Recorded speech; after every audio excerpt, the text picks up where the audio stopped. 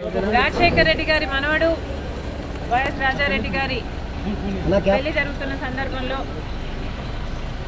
చాలా మంది ఇన్వైట్ చేస్తున్న రాజకీయ నాయకుల్ని, అందులో భాగంగానే చంద్రబాబు గారిని కూడా పెళ్లికొచ్చి వాళ్ళని ఆశీర్వదించాలని కోరడం జరిగింది. చాలాసేపు రాజశేఖర్ రెడ్డి గారి గురించి, వాళ్ళ ఫ్రెండ్షిప్ గురించి, వాళ్ళ రాజకీయ ఇనిషియల్ ప్రస్థానంలో జరిగిన విషయాల గురించి అన్నీ గుర్తు చేసుకున్నారు, మాకు గుర్తు చేశారు. చాలాసేపు మాట్లాడాం, చాలా సంతోషం అనిపించింది. వచ్చి ఆశీర్వదిస్తామని మాటిచ్చాం.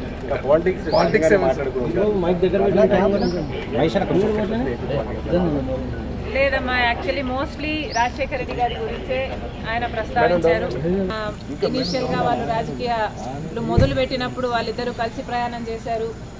పొద్దున్నుంచి సాయంత్రం వరకు వాళ్ళు కలిసే ఉన్నారు, జీప్లలో కలిసి తిరిగారు.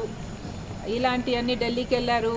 అప్పుడు చీఫ్ మినిస్టర్కి వాళ్ళిద్దరు కలిసి చేసిన ప్రయత్నాలు అయితేనేమి, ఇలాంటివన్నీ చెప్పుకుంటూ వచ్చారు. మేడం, కాంగ్రెస్ పార్టీలో మీ పార్టీ ఎలా ఉండబోతుంది? మీకు ఎటువంటి పదవి మీరు అనుకుంటున్నారు వస్తుందని చెప్పి వాళ్ళు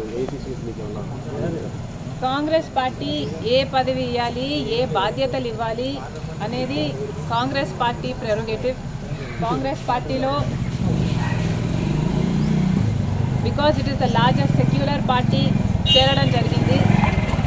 రాహుల్ గాంధీ గారు ప్రధానమంత్రి అయితేనే మన దేశానికి మంచి జరుగుతుందని, కమ్యూనల్ వైలెన్స్లు తగ్గుతాయని రాజశేఖర రెడ్డి గారే రాహుల్ గాంధీని ప్రధానమంత్రిని మనస్ఫూర్తిగా చేసుకోవాలి అనుకున్నారు. కాబట్టి అదే జరగాలి, అది జరిగితేనే మన దేశానికి మంచి జరుగుతుంది అని చేరడం జరిగింది. ఇంకొకసారి చేరిన తర్వాత వాళ్ళ చేతుల్లో మనం పెట్టుకున్న తర్వాత వాళ్ళు ఎలా ఆదేశిస్తే అది నమ్మకంగా చేయాల్సి ఉంటుంది. ఈ అన్ని రాజకీయాలు ఎట్లా డెవలప్ అవుతాయి, నాకు ఏ బాధ్యతలు ఇస్తారు అన్న దాని మీద డిపెండ్ అయి ఉంటుంది. So we should all wait and see.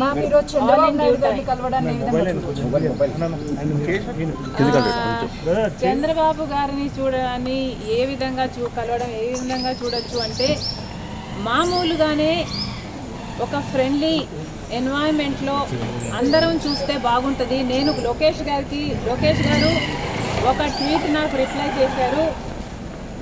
ఆ సందర్భాన్ని కూడా రాజకీయంగా చూడకండి. చంద్రబాబు గారికి ఒక క్రిస్మస్ కేక్ మాత్రమే పంపడం జరిగింది. ఒక కేకే కదండి,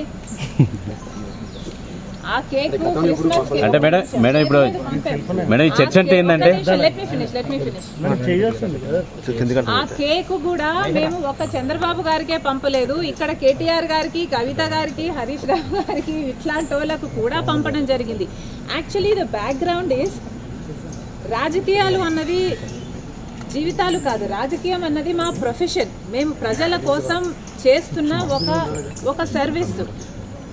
ఆ క్రమంలో మేమందరము ఒకరిని ఒకరు మాటలు అనుకుంటుంటాం.